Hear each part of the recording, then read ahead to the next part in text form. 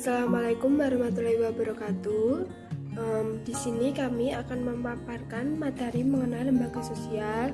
Kompetensi dasarnya 3.4 itu menganalisis lembaga sosial dalam ruang dan pengaruhnya terhadap kehidupan sosial, ekonomi, budaya, dan nilai-nilai dan norma.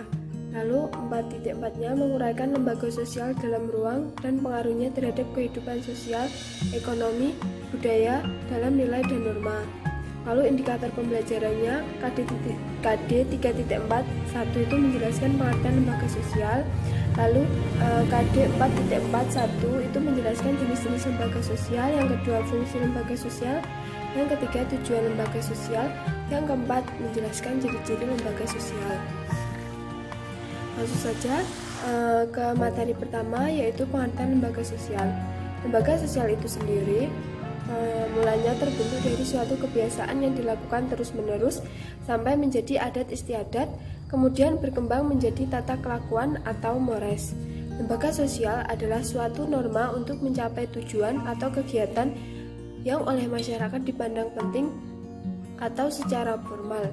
Lembaga sosial melibatkan bukan saja pola aktivitas yang lahir dari kegiatan sosial, namun juga memerlukan pola organisasi untuk melaksanakannya. Lalu pembahasan yang kedua yaitu macam-macam lembaga sosial.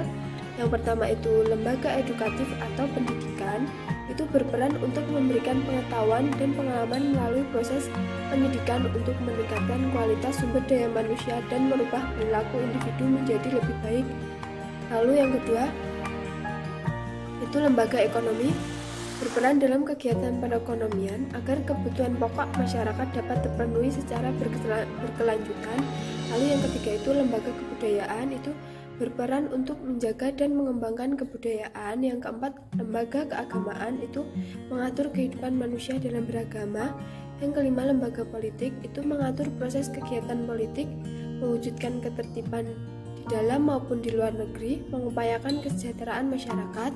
Yang keenam itu lembaga keluarga, merupakan lembaga sosial yang dari unit terkecil itu di tengah-tengah masyarakat, terbentuk atas dasar perkawinan dan hubungan darah.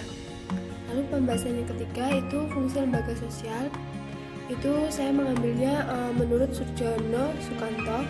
Itu yang pertama memberikan pedoman kepada anggota masyarakat bagaimana mereka harus bersikap atau bertingkah laku dalam menghadapi masalah yang muncul dan berkembang di masyarakat yang menyangkut hubungan pemenuhan kebutuhan.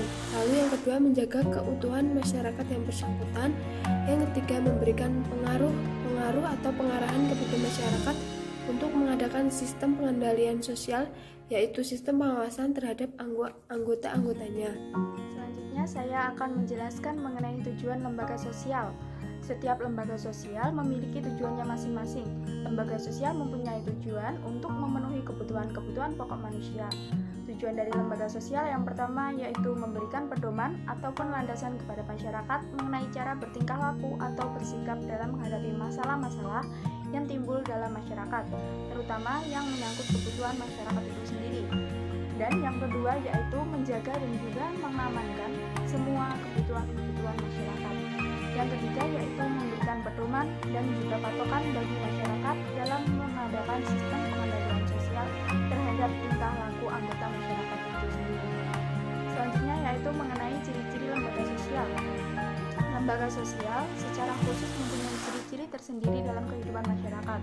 Adapun ciri-ciri yang pertama yaitu lembaga sosial merupakan suatu organisasi yang di dalamnya terdapat pola pemikiran dan pola perilaku yang terwujud dalam aktivitas hidup masyarakat yang berupa adat istiadat, tata tertib, kebiasaan, serta unsur-unsur kebudayaan yang secara tidak langsung ataupun langsung tergabung dalam suatu unit yang bersifat fungsional.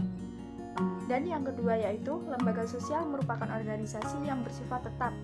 Sifat tetap yang ada pada lembaga sosial lebih disebabkan oleh adanya kebutuhan-kebutuhan setiap orang dalam lembaga sosial yang bersangkutan juga bersifat relatif tetap.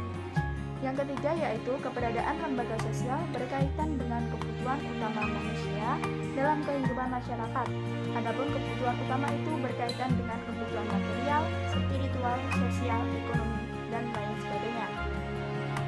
Dan yang keempat yakni Terdapat kebiasaan-kebiasaan atau tradisi, baik yang tertulis maupun tidak, yang merupakan landasan bagi suatu lembaga sosial dalam upaya mencapai tujuannya.